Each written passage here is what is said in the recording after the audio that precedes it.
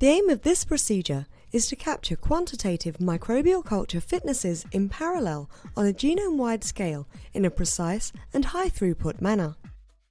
This is accomplished by first culturing an arrayed library of microbial colonies in 96 well plates and growing the culture to saturation.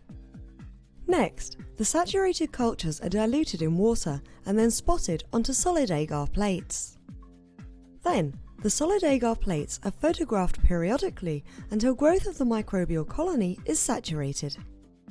Finally, the time-course photographs of the growth of each culture are converted into quantitative measures of cell density, and the observed growth curves with growth models and quantitative measures of microbial fitness are summarized.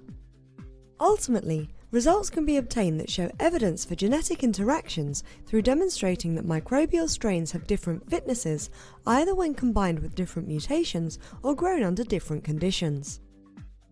The main advantage of this technique over existing methods, like higher density pinning methods such as SGA or barcode competition experiments, is that fitness measurements are more accurate. This method can help answer key questions in the cancer drug development field, such as which genes and processes are important in the response to DNA damage and cell cycle control, understanding and translating such research in basic microorganisms in the form of potential drug targets in human cancer cells. Though this method can provide insight into telomere function and cerevisiae, it can also be applied to other areas of yeast biology, or indeed any area where fitness phenotypes can provide insight into microbial biology. We hope that QFA can be applied to many other microbial organisms for which arrayed libraries exist, for example, Pombi, E. coli, or Bacillus subtilis.